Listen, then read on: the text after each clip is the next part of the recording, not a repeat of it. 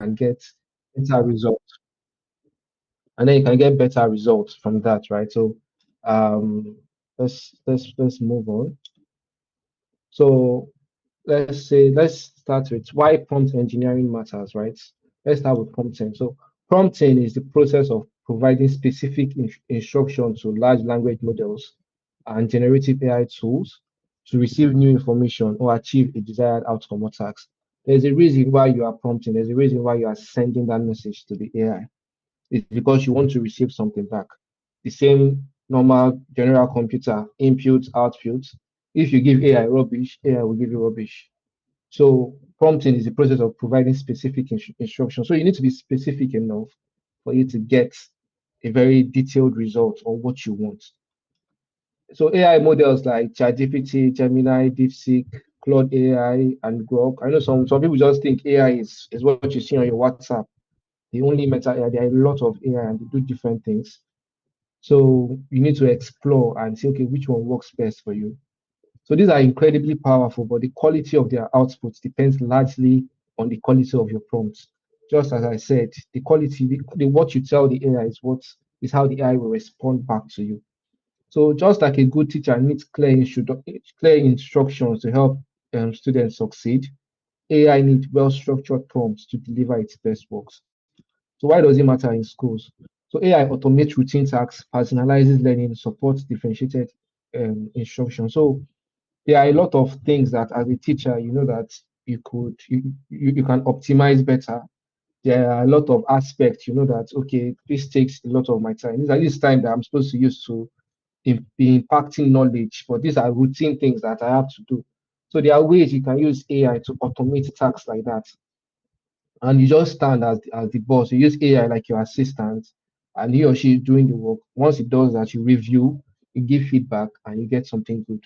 So it takes a lot of time off your hands. As I said, AI does not replace you. AI is a tool. It's how you use it that matters. So a good prompt is like a clear lesson plan. It guides the AI to produce what you actually need, right? So let's go to the next page. So there are frameworks. This is a prompting framework overview. There are steps you need to take to become a good prompter. So there are easy things like you can just say, do this, and it's very vague.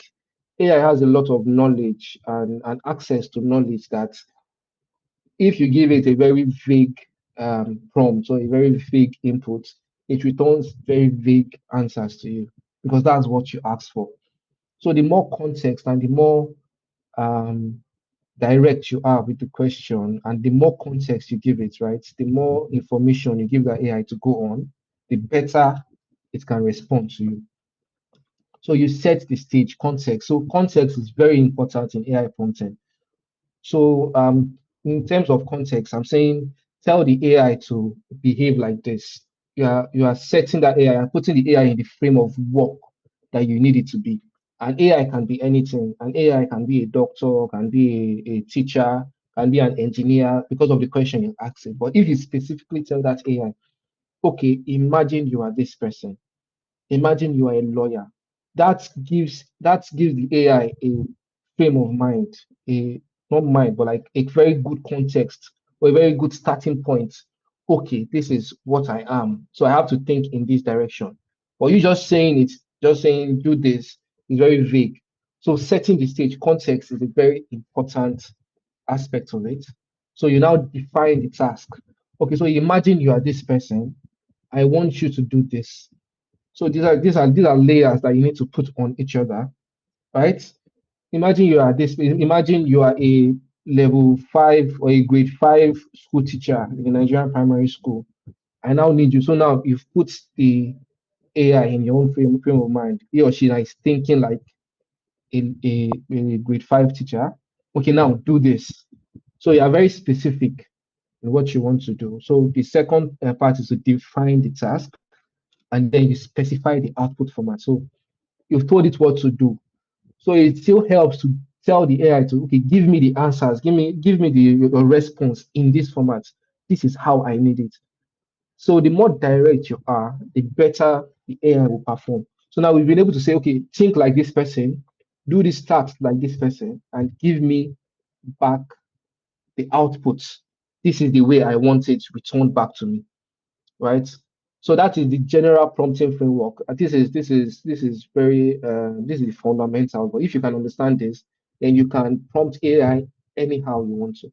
You have a leg up in normal prompters and that just write something very basic, and then the AI give them something basic, and they have to just pick.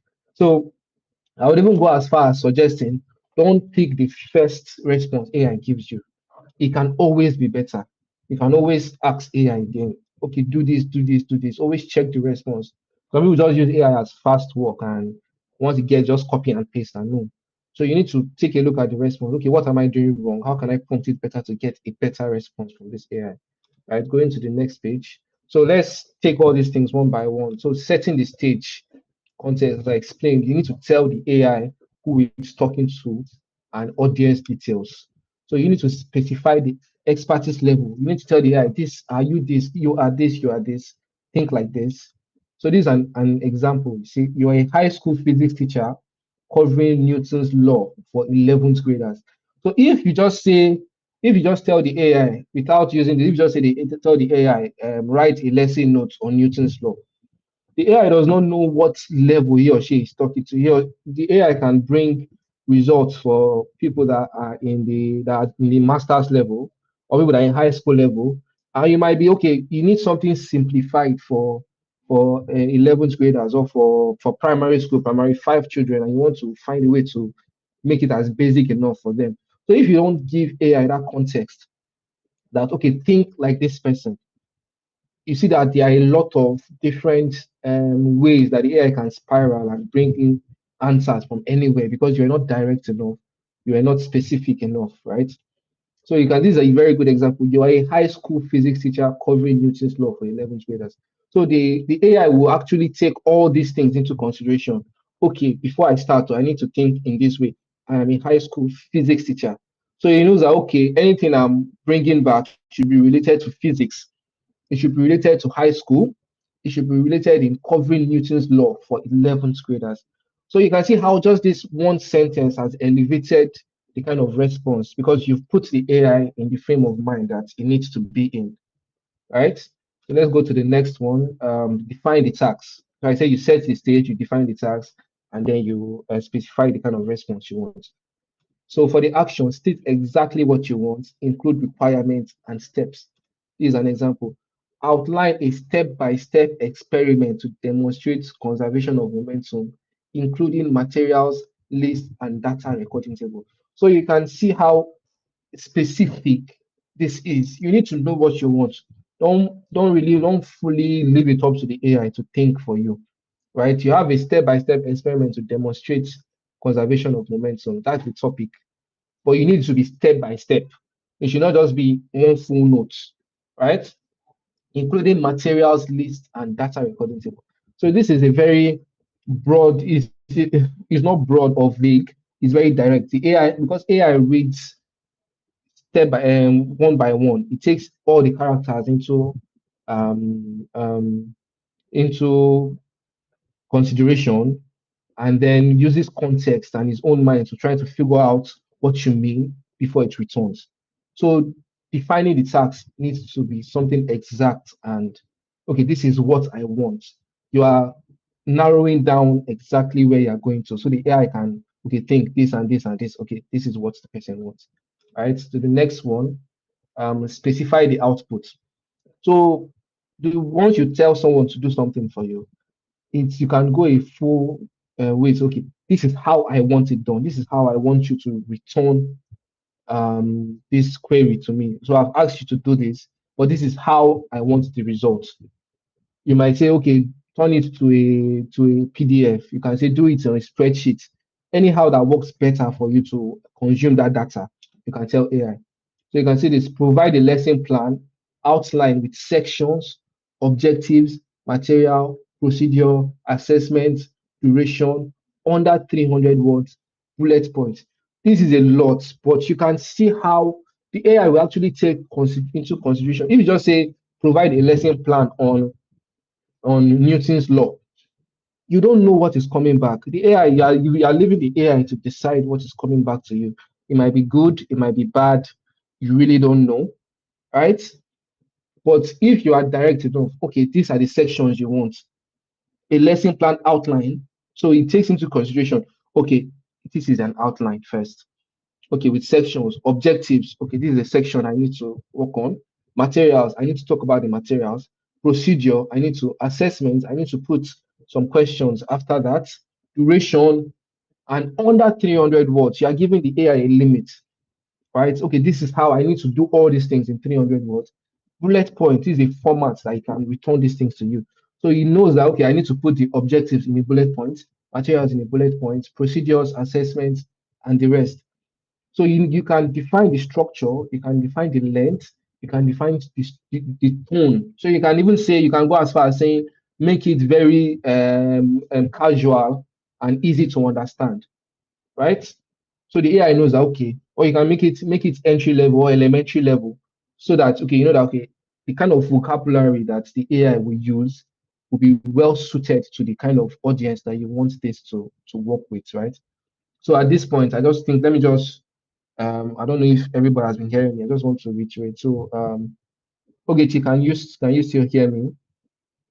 I want to be sure that I'm still being Yes, I can heard. hear you. Okay, thank you very much. Quick checking, and I hope we are understanding. You can leave an emoji or a reaction if you are following what I'm saying. Thank you so much. Right, so we keep going. So from now, I will just, so I think with all this, you've been able to understand that you need the context, you need the structure, right? You need the context, you need the action, and you need the format. These are things you need to put together, right, for the AI to understand and give you a very good result. So I will just be showing us some example prompts. So we'll go from a bad prompt to a good prompt to a better prompt and an excellent prompting, right? Following this framework. So we can see the framework in action. Sorry, come in. Okay, yeah. You can see the framework in action. That's from context to the action to the format. This is an example. So a bad prompt, which is vague, will just be you telling AI create science questions. This is I don't think anybody should be doing this at this point in time where we are with AI. Maybe when AI was still coming up, it would have been fine. But I don't think even if you are talking to someone and you just go and meet somebody and say create science questions, best thing to need to ask you questions. Science questions for what, for who? Is too vague. Is not specific enough, right? The AI can spy, and AI will not ask you okay for who, and AI will just do what it wants to do. What you give the AI is what the AI will give back to you. The AI will definitely create science questions, but it might not be the kind of science questions you are thinking of, right? So a good prompt now is, okay, some structure. These are some structure. Generate 5 multiple choice science questions for grade 8 on the water cycle. This is a better prompt, right? This is a step higher than um, what we are used to. I think there are a lot of people that are here. You will get at least okay results with this. The AI will give you something very good, but you might need to prompt further to get to a specific result. So an excellent prompt which follows all this framework is, you can see it starts from the context.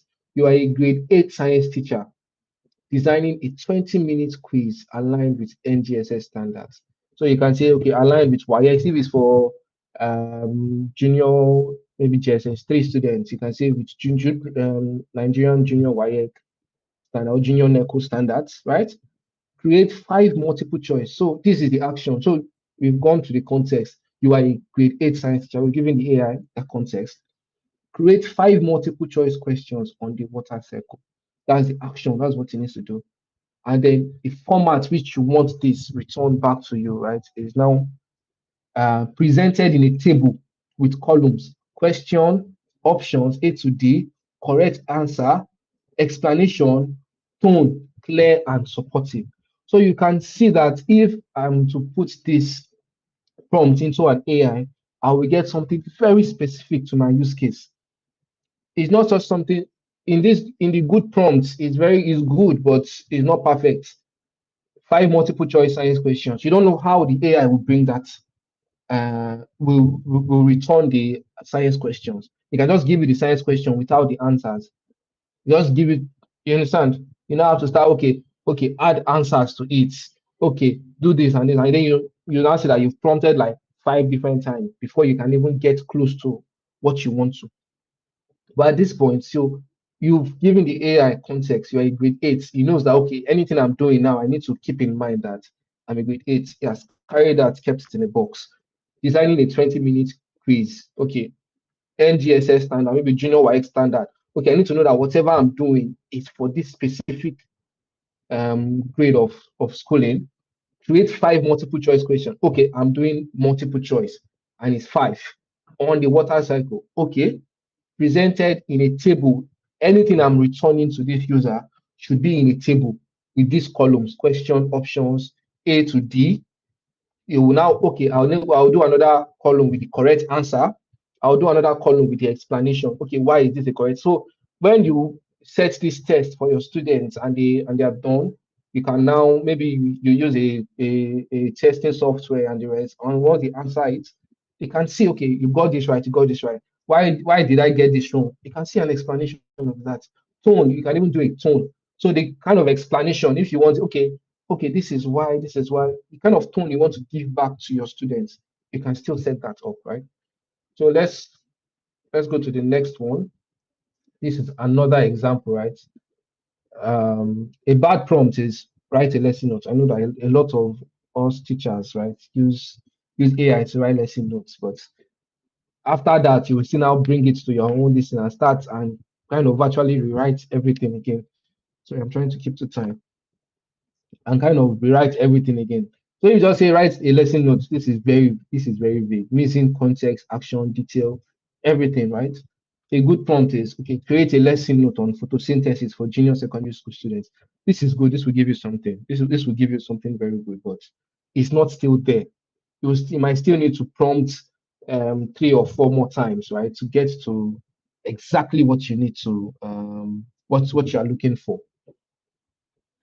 So an excellent prompt at this point will be to, okay, we are still following the context, action, and response format. You are a junior secondary school biology teacher. So in this good prompt now, you don't know, you just know that, okay, I'm just talking photosynthesis. Photosynthesis is in agriculture, photosynthesis is in different subjects, right? But here you specified you're a junior secondary biology teacher preparing a 14-minute lesson note on photosynthesis. Write a complete lesson note, including, so you can see that we've given context and we've given action, including topic, class, duration, objectives, instructional materials, lesson presentation with introduction, step by step. So you can see how this seems like a lot, but if you think like that, if you are doing this work, this is definitely what you do. So you as a teacher, you know the structure that you need your lesson notes to be. Why not just tell it to that AI so it gives you that? You know you know who you are. You tell AI, okay, this is think like me, think like someone like me, and return this to me, right?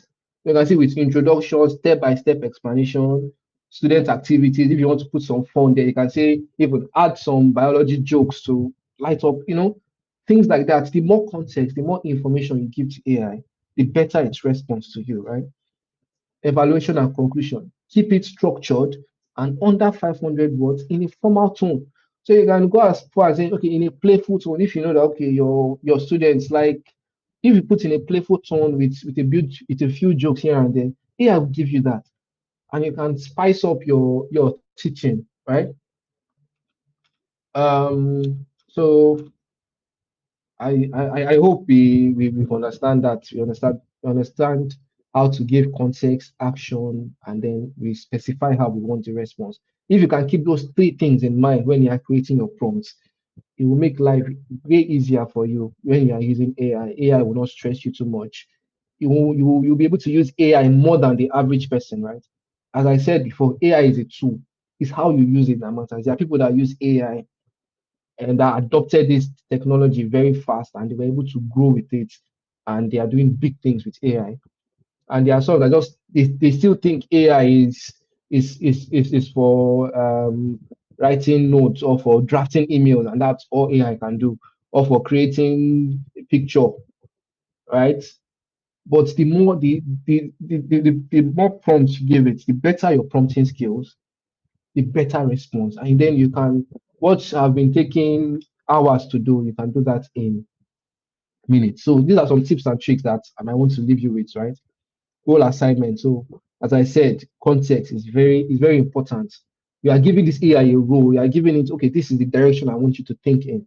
Don't go too vague. Don't veer to different directions and pick from different places. This is who I want you to think as, right? Act as an experience. So things like this, experience, like words like if you don't say act like a school teacher, it will act like a school teacher. But if you tell it act like an experienced school teacher, it will act like an experience. So AI takes context very seriously, right? It's what you tell it to do, it will do, right? So add constraints. So time limit, standard, grade level. That's why you say act as an experienced grade two.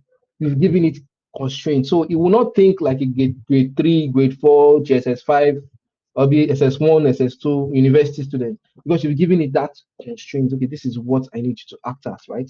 You've given it standards. Okay, I need this to be 500 words. I need this and this and this, right? You can also ask for variation. This is a very important thing too. That's what, as I said earlier, I said it's very good practice not to take the first thing AI gives you.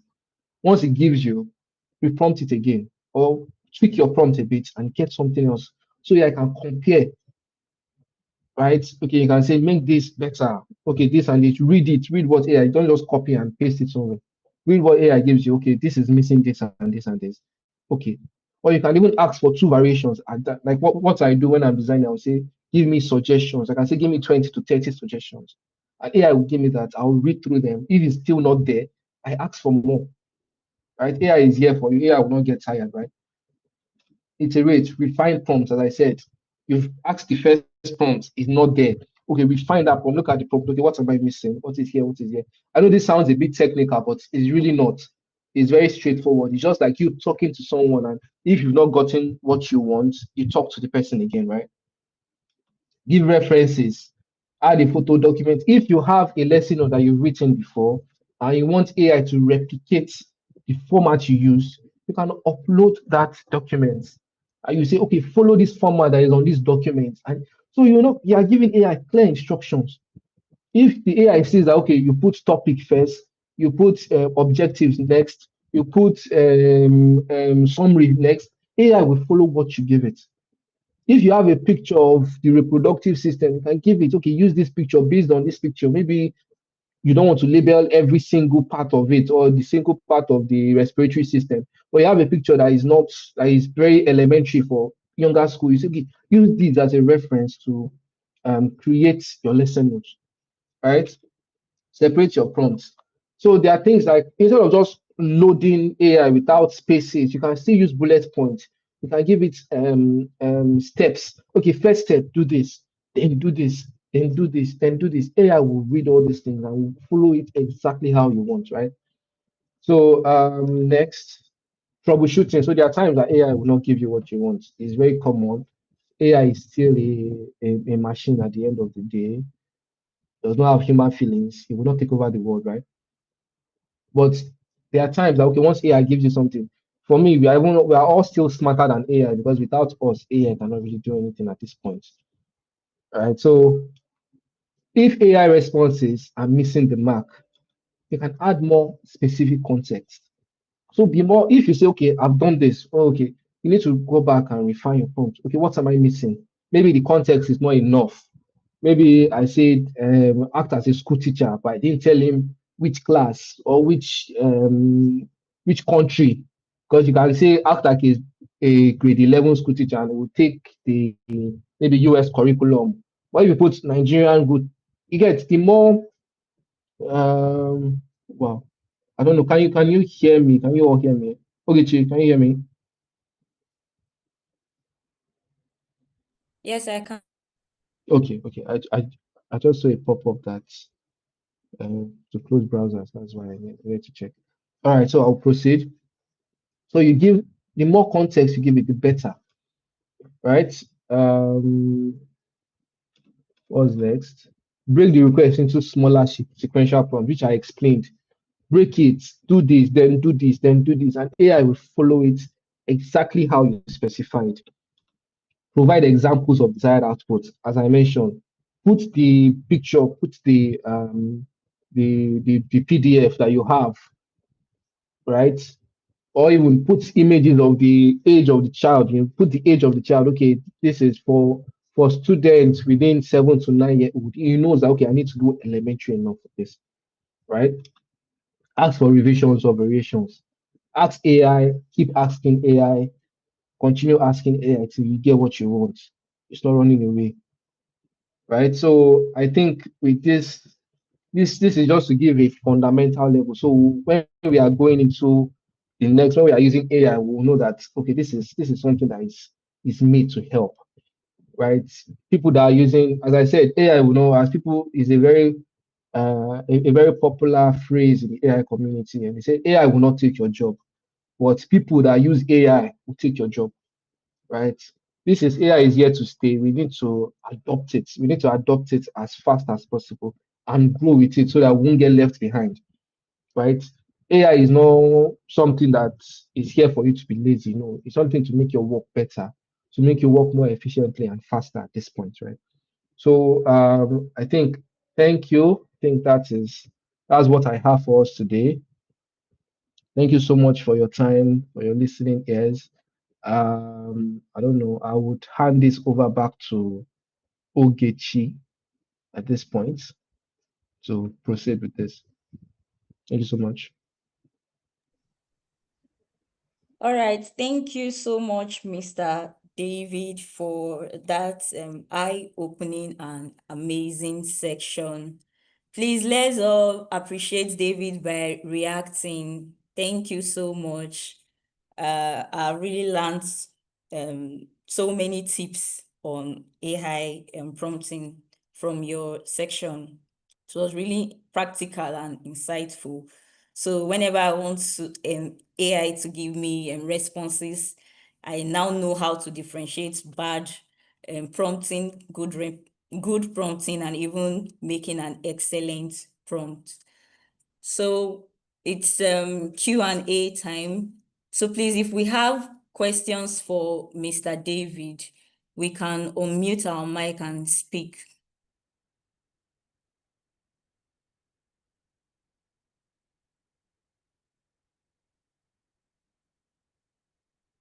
Quickly, anyone, do you have any questions for David?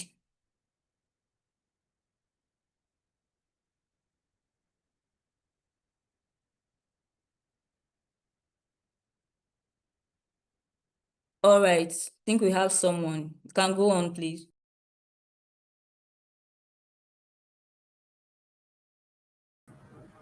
Okay, thank you, Mr. David, for the quick session on how to use AI. But there's this fear I have currently as a teacher.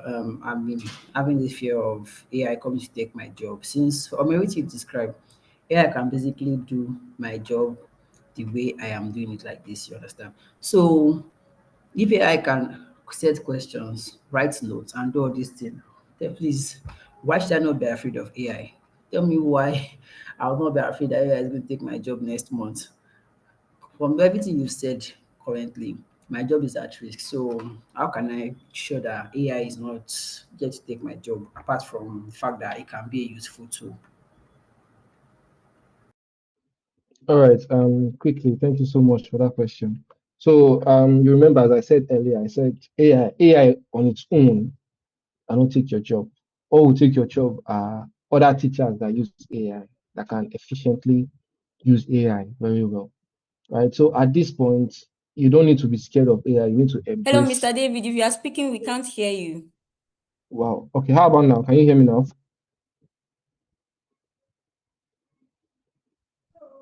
I hear Hello. you. We can hear you. We can hear you. Okay. I can hear you Okay. from my hand. Yeah. All right. Thank you so much. So as I was saying, I said AI cannot take your job. AI cannot really do anything on its own. it's people using AI. So this is not the time to fear AI. This is the time to embrace it, learn its secret, right? And then be on top of it, right? They say you rise above. So things that you fear, if you can face that, you can now rise above it, right? So thank you so much for that question. I don't think there's any other question. So thank you so much for your time and listening ears. All right, thank you, Mr. David. Okay, do we still have any questions for him? I can assume most of us here, we are all teachers, so please don't be afraid to ask questions. He just finished speaking on AI prompting. So if you have any questions, please, you can unmute your mic and ask.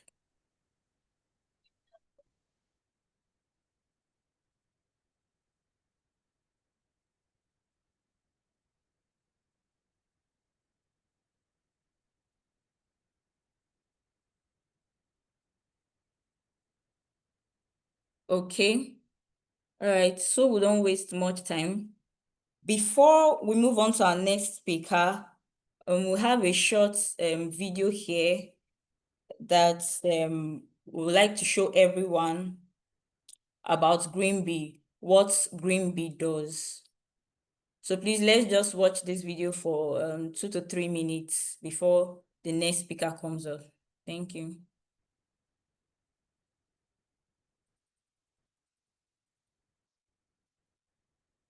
Managing a school shouldn't feel like running a marathon in a storm. Every term, schools face the same set of challenges: disorganized student records, manual result compilation, late report card delivery, poor tracking of fees and payments, unnecessary administrative delays. The result? Wasted time, stressed staff, and unhappy parents. Introducing GreenBii School Portal, your complete school management solution. Built for Nigerian schools, GreenBii transforms how you run your school. With GreenBii, you can manage student and staff records with ease, compile and publish results in minutes, not days, generate accurate report cards automatically, track fee payments and outstanding balances effortlessly, conduct CBT, computer-based tests, seamlessly for assessments and exams. Access everything from anywhere, your phone, tablet, or computer. Hundreds of schools across Nigeria are already using GreenBii, saving time, improving accuracy, and running more efficiently than ever. Whether you're a small school or a large institution, GreenBii fits your workflow. Now is the time to work smarter. Let GreenBii handle the admin, so you can focus on what truly matters: educating your students.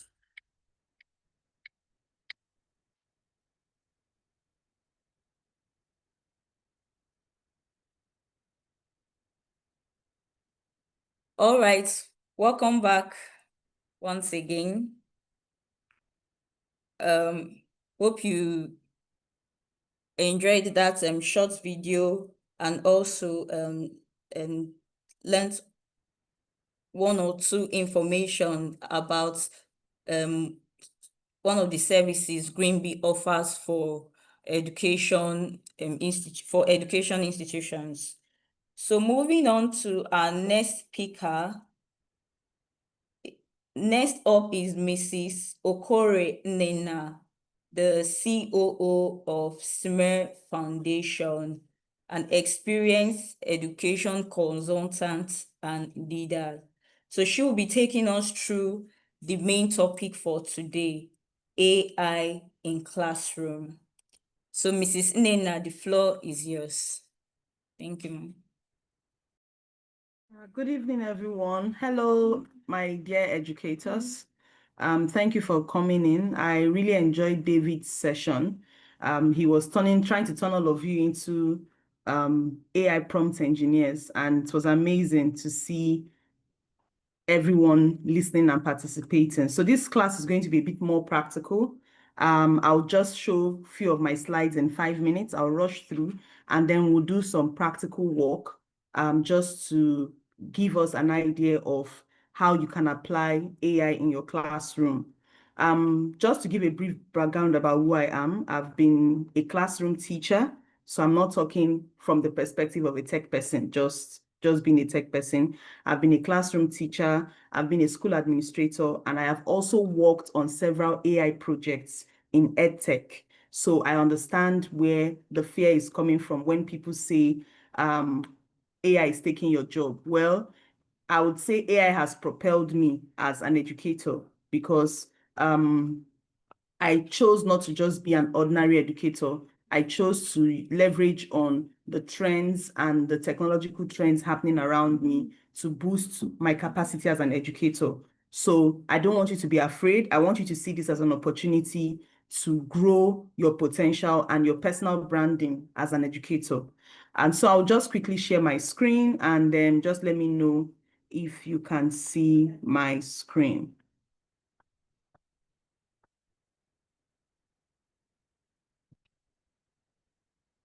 Okay. So one thing I want us to realize is that AI has actually changed the face of education in the world. AI has practically changed the face of education in the world. Please confirm if you can still see my screen.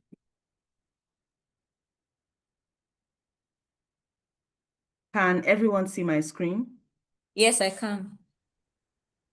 Okay, thank you. All right, so just to tell you something, this slide I'm showing you was made by AI. I prompted the AI to give me what I wanted based on the discussions we'll be having this evening. And I just used my AI tool to create this slide. I did not do anything from selecting pictures to typing words. It gave me everything at once. So I know someone said at the beginning of this session that they want to learn how AI can be used to create content for their classroom. This is Gamma AI, and I use it in most of my presentation. All I do is to prompt it adequately based on what I want to do, and then it gives me everything that I need. And then all I can do is just to edit. Remember, there is a part of humanistic AI because AI is a robot, is not a human. So you need to ensure that you're not relying on everything AI gives you, and you need to always go back to edit, proofread, and be sure that what you have prompted the AI to do is exactly what you're seeing. If it's not what you're seeing, you can reprompt AI, or you can now choose to manually edit your work, as the case may be. So after using Gamma to generate my slides, all I did was to download it to become a PowerPoint presentation that you're seeing right now, or a Google slide that you're seeing right now, and then I can edit it as I deem fit, okay? So I'm just giving you a practical example of what I've just done with AI. So we all know that AI is is the way the world is going right now. AI is not just in education, AI is in our banking industry, AI is even in security. And there's this particular documentary I watched where there was an argument on the use of AI to fight wars, and I was blown away. So there's a lot of things that AI is going to be doing in the coming years. However, it is now left for us to make sure that we are preparing the children, because it's not just about you as a teacher, it's about the children in your classrooms. If you're thinking about only your job, then you're not ready to move the children to the next level in life. In the next level in life, these children might not even be using the kind of AI or the AI model that we're currently using. They may be using something way advanced than this. But if the children are not exposed or given that foundation to be able to see how AI can be utilized, then they would struggle and Africa will be left behind. So one of the things that we need to always tell ourselves as educators is that we're not doing this just for ourselves. We're doing this for the children in our class, because they have an educational journey and they have to conquer their own generational flaws and problems that they face using technology, as the case may be. So I'll just go on to how we can use AI in education. Now, there are three major ways that AI is used in education and is rapidly developing. The first one is generative AI. What the last speaker spoke about, David, is basically generative AI. How do you create new text, new images, new music by prompting the AI to give you something that you want to do. Okay, that's generative AI. For me, in education, I call it human generative AI because as an educationist, you are the human soul that can see the children in your classroom, that understand the kind of children you're teaching, and you understand the environment where they find themselves. So you use generative AI in a humanistic way, not just because you want to write lesson plans or you're using it to solve a problem in your classroom. You're using it to boost learning outcomes in your classroom. And that will determine how you prompt the AI in terms of the kind of children in your class, the pedagogy you want to use in the classroom. Are you planning to use blended learning? Are you planning to use project-based learning? Are you planning to use experiential learning, or you want to use mastery learning? You need to think about the kind of pedagogy you want to use in your classroom before you prompt the AI to give you that. So that's generative AI. Then you have the large language model that powers sophisticated text generation. This is the advanced stage. This is where you start using your prompts to create, larger contents. For example, video content. For example, you want to create worksheets, you want to create something that can translate beyond just giving you information, but can be used as a tool, basically. And then, for example, if you want to talk about large language models, you could think of writing codes, using AI to write codes, for example, or using AI to build a website or develop a website. So these are different aspects of AI. And then the final one is adaptive learning systems. This is where we need to be more focused as educators. Adaptive learning system is using AI to reflect on the educational practice happening in your classroom. So you can use AI to design models that can track your students' performance. You can use AI to design models that can help you to generate comments or generate ideas that can make the children learn better in your classroom. Let's say, for example, you're doing formative assessments where you're teaching the children and you want to know if they've understood certain concepts in your class. You can use AI to plug in and I'll show you typical examples of what I'm talking about right now. You can use AI to plug in their scores or their scripts, and then the AI will mark their scripts and give you comments on how that child can improve better, or give you comments on what you can do as a teacher to help that child become better.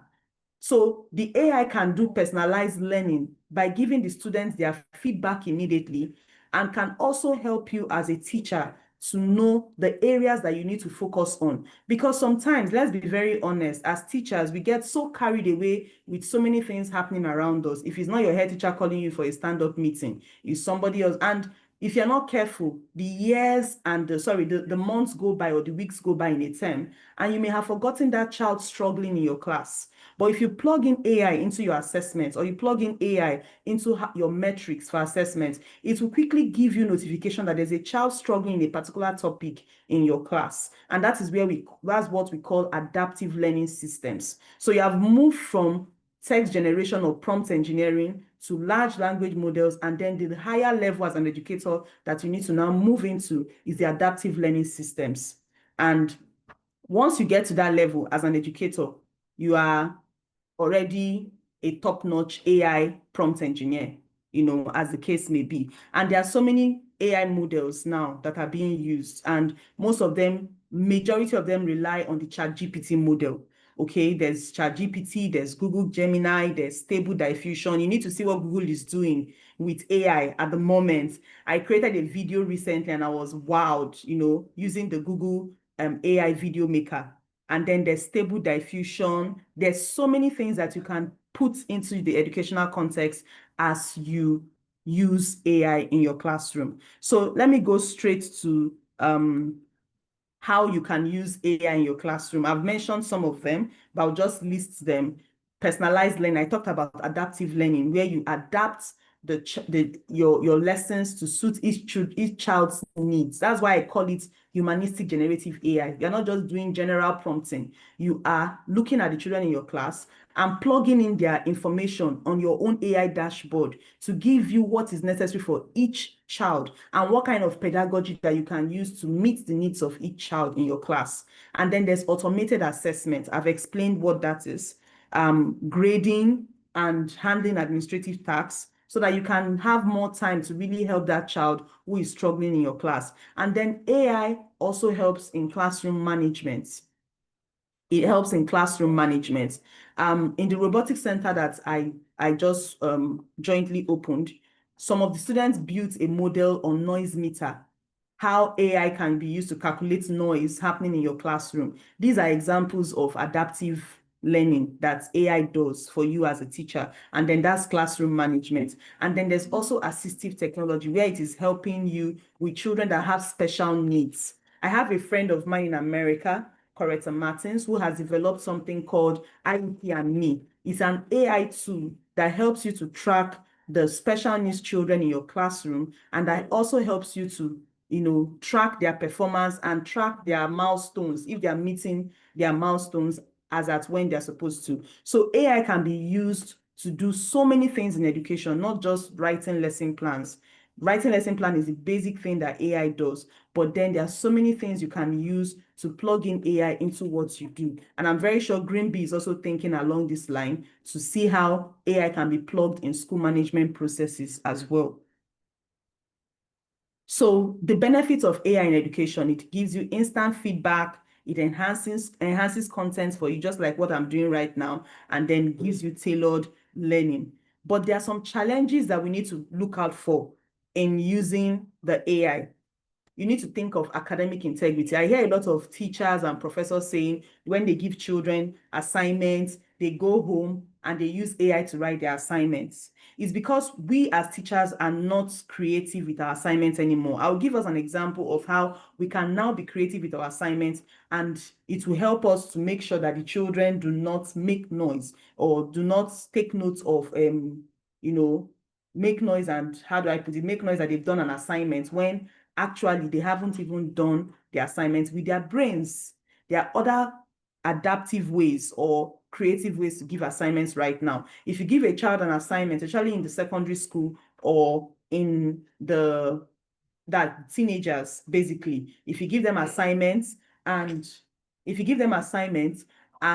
you tell them that go and define, go and list, you're wasting your precious time. Even before AI, they will just go to Google and just regurgitate everything they saw on Google on your paper. So that is the lowest level of assignments that you can give children. But if you give students a project-based assignment, it makes them think, it makes them create. Even if they want to use AI, they will only use AI to give them ideas, but they will not use AI to write the answers. So as teachers, we need to know that the world is changing, and the way we teach, the way we give assignments, the way we assess the students also has to change as much as possible. Now, we also need another concern that teachers talk about is data privacy.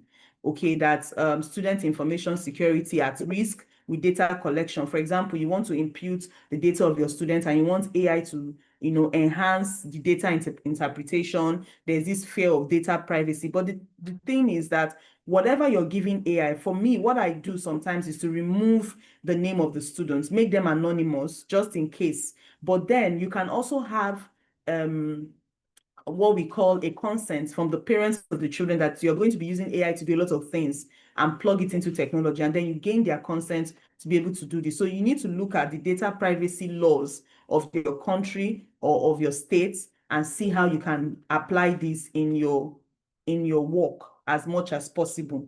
And then another fear is that teachers are no longer prepared for their lessons. I have teachers who, because of AI, they don't prepare for their lessons. They just use AI and bring out notes and say children should copy in their books.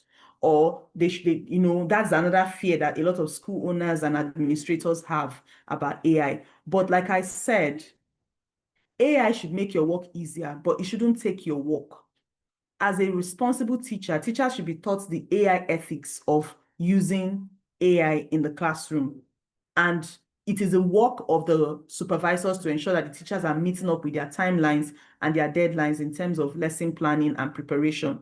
Now, what AI does for you is, I'm a new teacher.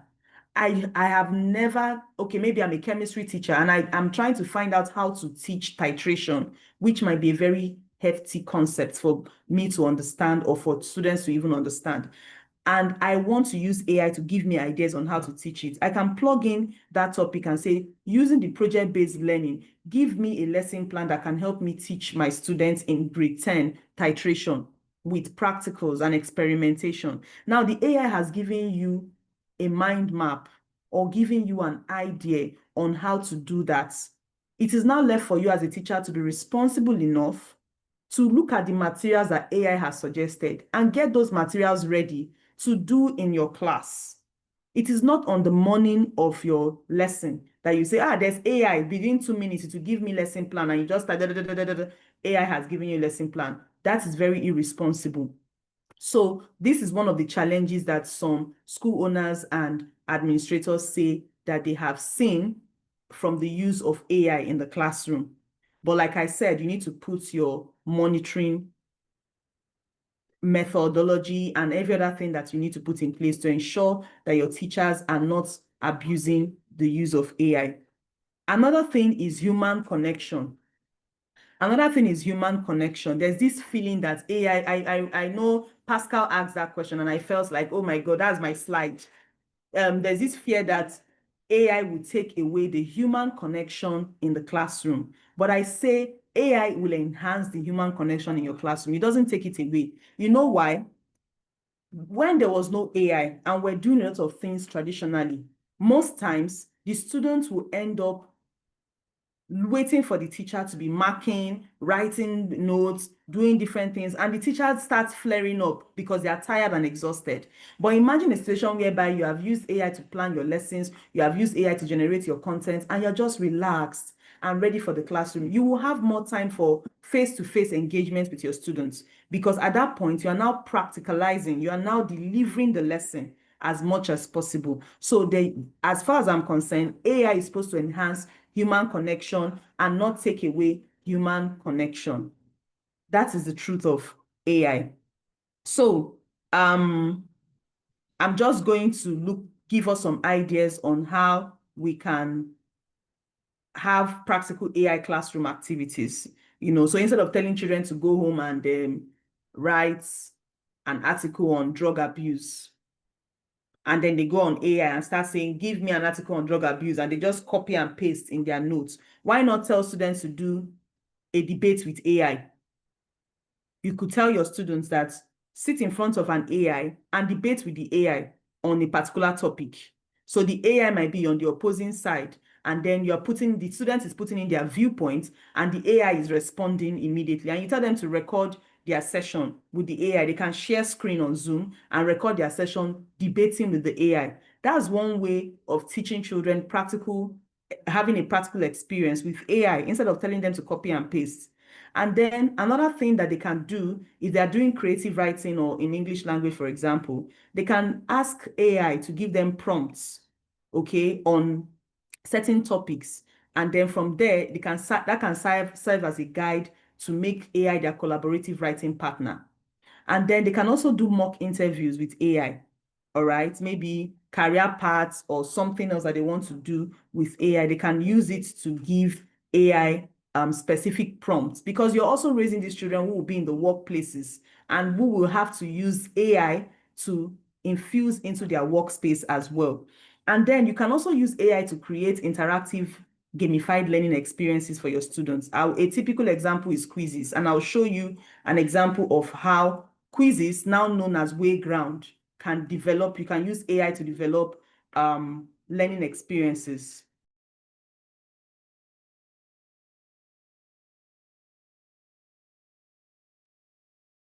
So these are examples, practical examples of how you can integrate AI in your classrooms. So there are so many, in fact, there are over 600 AI tools for teachers. I'll just show us 4 today, the moment I'm done with this session. So let me just stop sharing, and then I would go ahead and show us some examples. I don't know if we have any question at this point. Any question? Okay, good. Okay. All right, so I'll just go on to some examples. I'm sure we are following as the case may be. All right, so I'll start with ChatGPT. That one is very common. And one of the things that I always tell teachers is that you need to prompt properly, okay? And you need to speak like a teacher. Don't just say, I want to create a lesson on chemistry for year 9 students or for year 10 students on the topic chemical reaction. It will give you a generalized topic, right? But you could say something as simple as generate a lesson plan on the topic chemical reactions for grade 10 chemistry students using station rotation model of blended learning.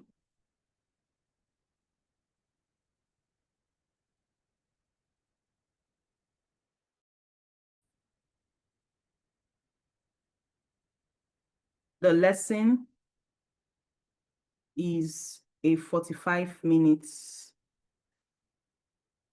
period and will include practical activities. I'm just giving you an example. So let's see what ChatGPT is going to give us. So I have used a simple prompt, but then I am trying to use keywords as a teacher. Station rotation model is a 21st century pedagogy skill where the students, are in different stations, and you see how the lesson plan will present it. So now it has already picked up some of my keywords. Is a grade 10 class. The subject is chemistry, and then we're looking at chemical reactions, and it's going to take place for 45 minutes. Then I have my learning objectives already stated. Identify, classify, perform, okay? Use digital simulations. It has given me an idea that I'm going to do simulations in my classroom, okay? Now going on, you can see it has broken my students into 4 stations. The first station is direct instruction station, but that is teacher-led. It means that in my classroom, I will put my students in group. One group will be my own station where I'm talking to them. The next group will be digital learning station, which is self-paced. That means I will have like tablets or laptops in that station where they are watching a video with headphones. Maybe I've recorded a lesson or I've recorded myself doing the experiments and then they are watching it, okay? So you can see, and I can also make them explore interactive simulations. It's already stated here, and it's already telling me the materials I need to do that. Now, I'm not a chemistry teacher, but with this, I can teach chemistry. I'm not a core chemistry teacher, but with this lesson plan, even an English teacher can teach chemistry. Now, it has given me the materials I need, that I will need laptops, tablets, headphones, and worksheets.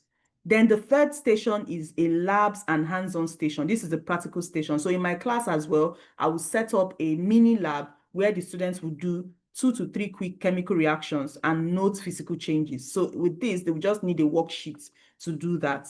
And then it's also giving me content I need for my chemical reaction, like vinegar and baking soda, magnesium, iron nail, and all those things. So it's giving me ideas. And then you have the number 4, collaboration station. In this station, the students are collaborating and discussing what they've observed. Now, the way station rotation works, it is also going to give me my lesson flow. Remember, I am a teacher who does not even understand station rotation model, but the AI has given me information on how to follow my class, how to do step-by-step instruction in my class. It means that in 0 to 5 minutes, I will have my introduction and bell ringer, where I'm telling the students what I expect them to do in this class, and the station rotation rules or norms. So the station rotation model, simply put, is a pedagogy where you put the students in different stations, and then after some minutes, a bell rings and they rotate.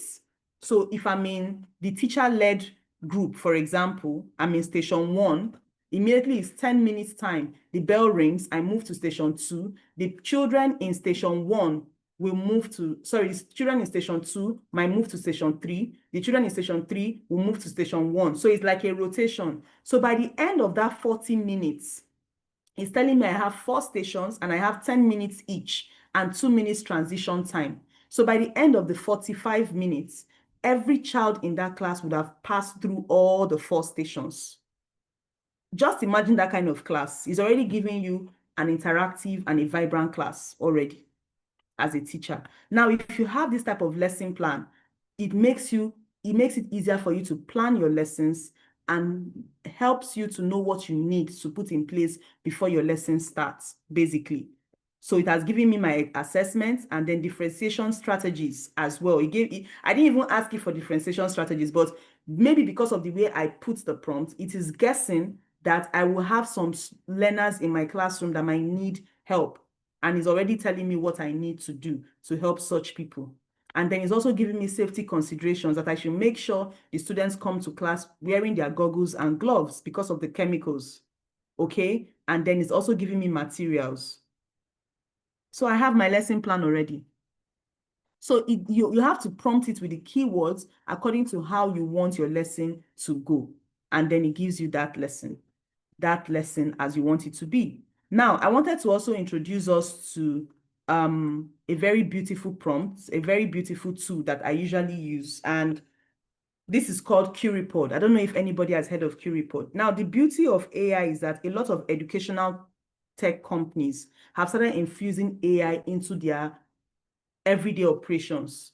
So for example, if you go on Twinkle is a very popular site that a lot of primary school and nursery teachers use. Even high school and secondary school use Twinkle. They've already infused what we call ARI. ARI is their own AI tool where you can prompt it to give you a particular lesson and develop a lesson for you. QReport is an interactive slide maker for schools. Now, what QReport has done is to insert AI into their interactive slides and make sure that AI is used to create lessons. These are examples of lessons that I have created in the past. This is an example, reproductive system. Everything here was created by QReport. It gives you a description of how you should teach the lesson, and then you can now teach the lesson. So I'm going to start this lesson now, and then I would need us to click on the link I'll be putting on the chat in the chat room. So I'm just going to click on this and then share with us. Please, let's see how many of us can join quickly.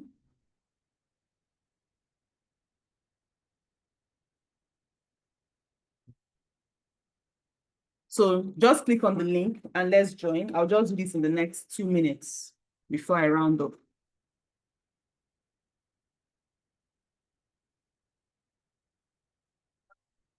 So once you click on the link, it will ask you for your name, and then, okay, I have a lot of people joining already. So I have like 7 people who have joined.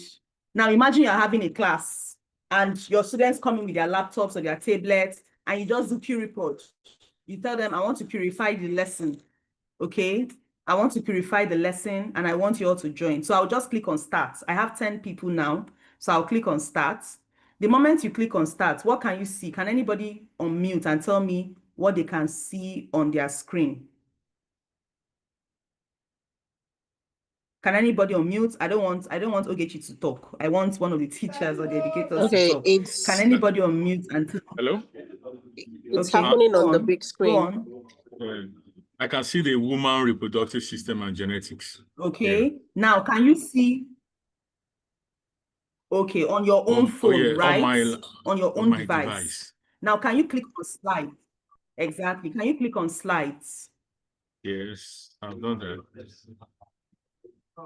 Go to slides. Now, when you go to slides, everything I'm doing here, you'll be seeing it. Now, the first thing, as I'm changing my slides, it's changing, also changing on your device. So right now, exactly. So right now, whatever I'm doing as a teacher, the students are seeing it on their own devices. I'm not sharing screen. Let me even stop sharing my screen so that it will not look like you're looking at the Zoom screen. Now, I want us to confirm, can you still see your QReport on your screen for those of us who joined? Can you still see it? Only Yes. showing. Hello? Yes. Yes, Yes. yes, I yes. can Yes, see so it. it's showing. What can you read what you can see? About this lesson draft. Okay, good. Now, what can you see now? Introduction to the human reproductive system. Now, this is already giving me a note. So the students are going to learn these notes. I will take the time to explain as a teacher, and they are looking. I'm not sharing my screen. I'm not doing anything. They're just looking at it on their screen. So I could tell them, I'm giving you 2 minutes or 3 minutes to study these short notes about the reproductive system. Okay. And then I move to the next one. What can you see now? I'm about to start a 1-minute activity. A timer will come up on your screen, and then you will do the activity. Which of the following organs is part of the female reproductive system? I want everyone to answer. A timer is already running. A timer is already running on your screen. So are we answering? I'm not seeing any options. It's just the instruction on top. No, there's an option that you see at the bottom. Check on the other side of your screen. Or you scroll down and you see it because you're using a phone, that's why. Oh, 20 seconds more. Let me add 1 minute for those that may be struggling. 2 people have already done the test. So it's already giving me, as a teacher, it's already giving me information. Remember I told you about adaptive learning.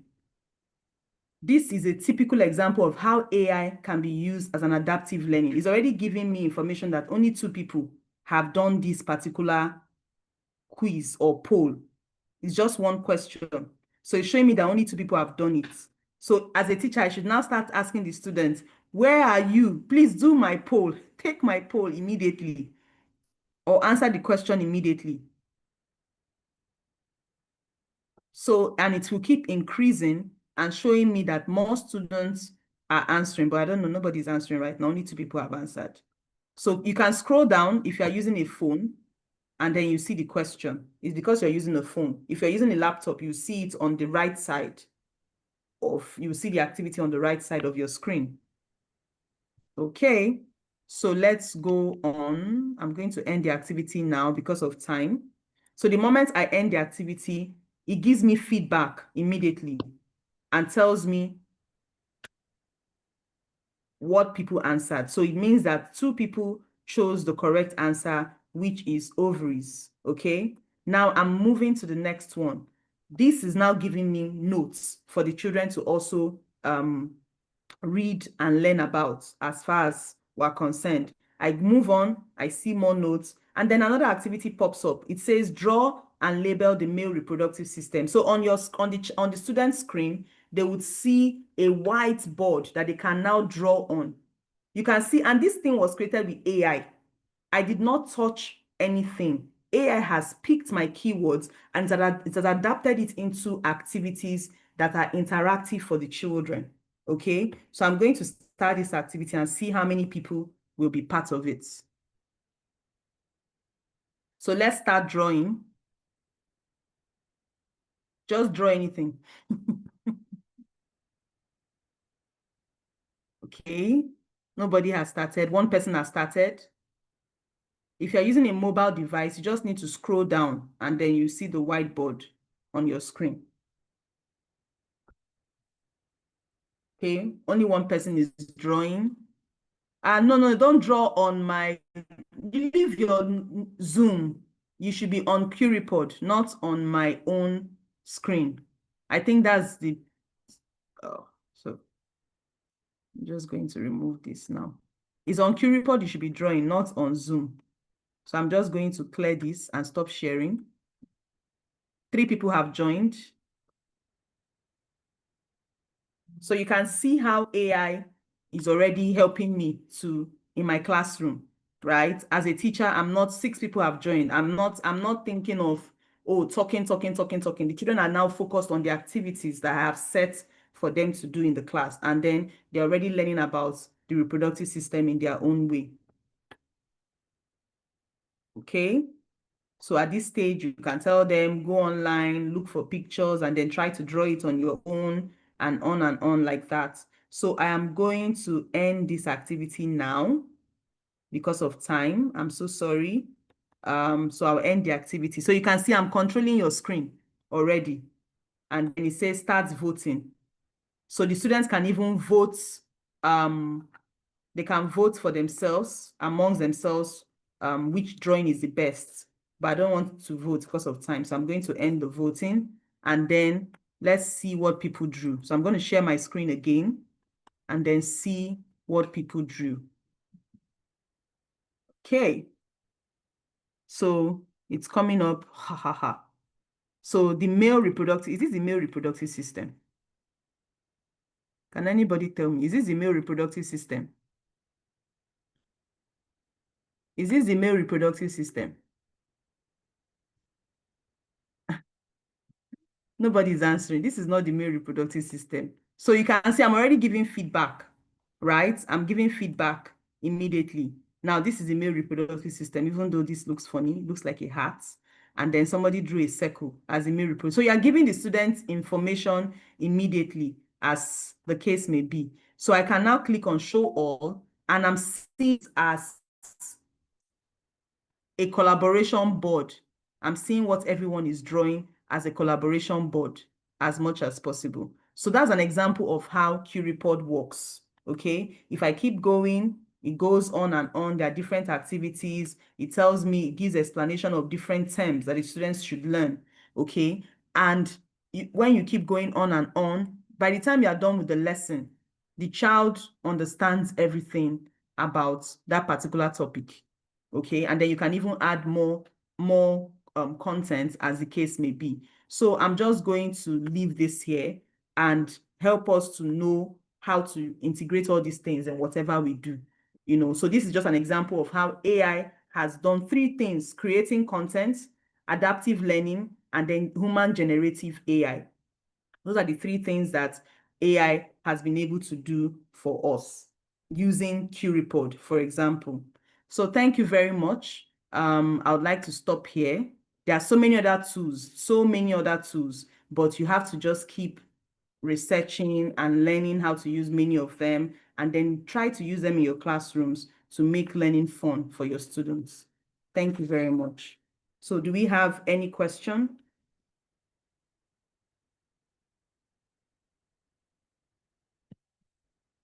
Any question?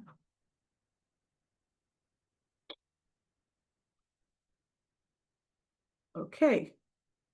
So thank you, Ogechi, for having me. Thank you, everyone, for having me. That's all from me.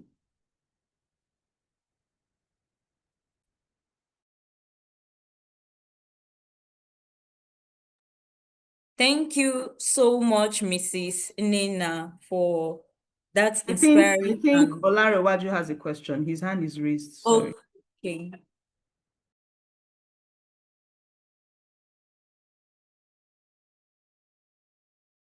Mr. Olarewaju, you can please go on, or Mrs. Olarewaju. Hello, ma. Good evening, ma. Good evening, sir.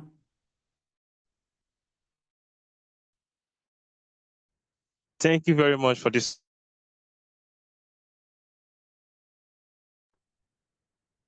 Yeah, thank you.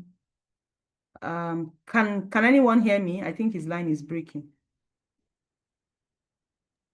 Yes, I think he's having network issues.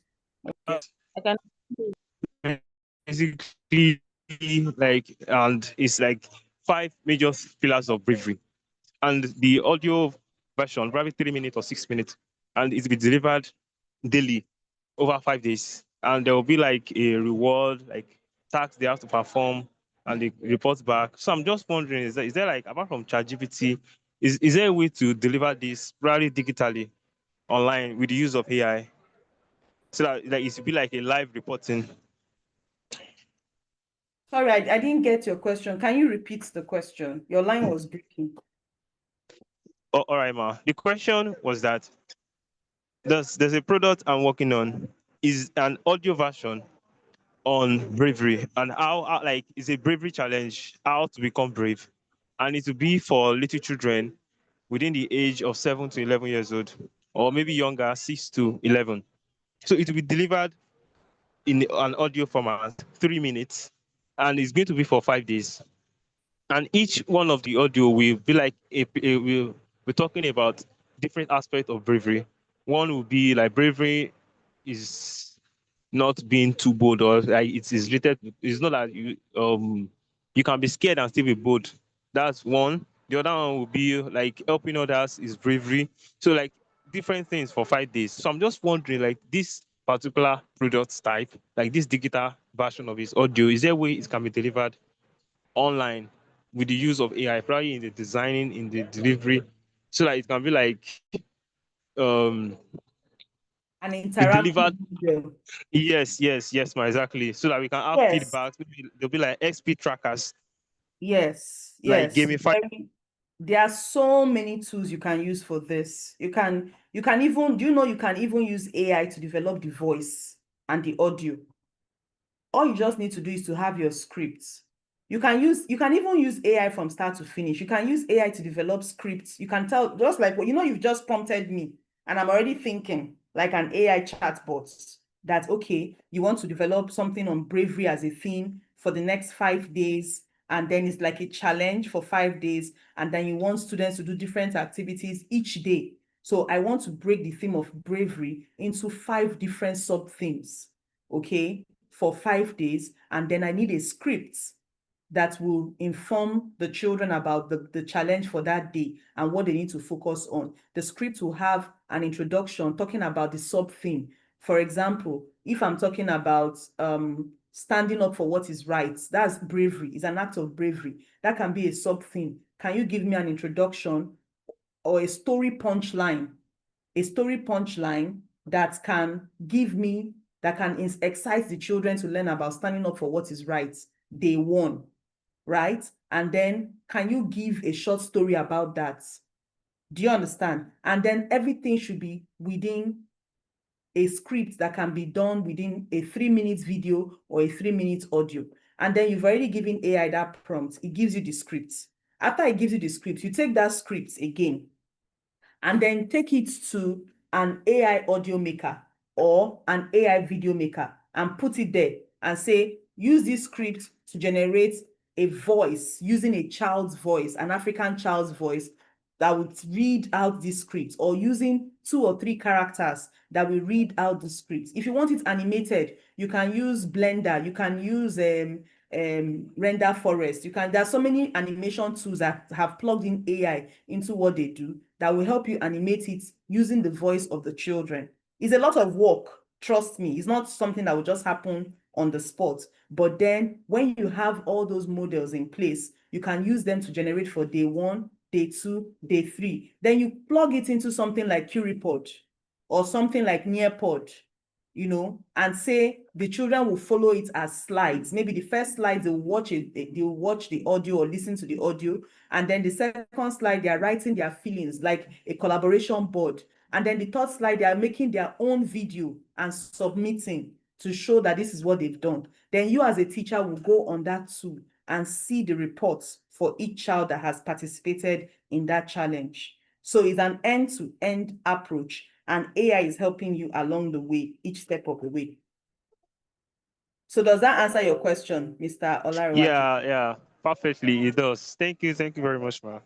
Ma, I Thank have you. one question. Is there where I can connect with you? Maybe on LinkedIn? Yes, sure.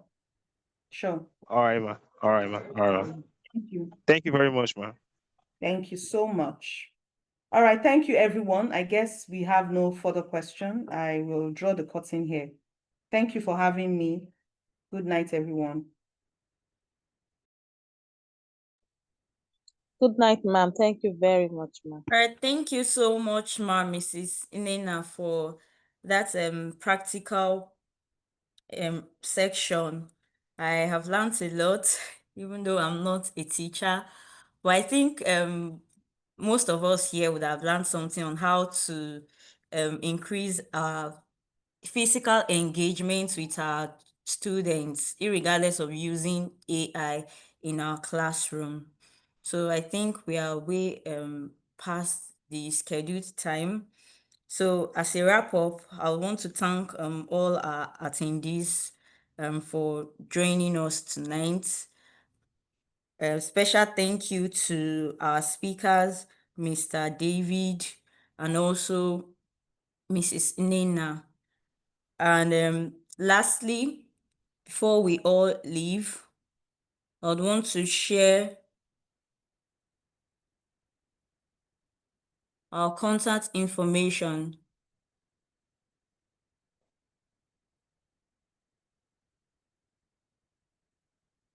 Okay. So we at GreenBii Technologies, we assist education institutions with school management portal and other ed tech tools. Just as Mrs. Nnenna has mentioned, we have tools like personified IQ, we have Okore AI that teachers and educators can make use of and perform better in their classrooms. So on the screen is our contact details. You can reach us via our website to get more information and watch some demos. You can also reach us with our phone contacts as shown on the screen and also our emails. So our phone contact, you can place a direct DM to WhatsApp or a phone call. We are always open to to speak with you, to meet with you, to do demo with you, to show you how this AI tool works and how they can benefit your teaching career. So once again, thank you all for being here. I hope this session has given us all fresh ideas on how to integrate AI meaningfully in our school and even classroom. So thank you all for joining. Have a great evening. Goodbye for now. Yeah, cheers.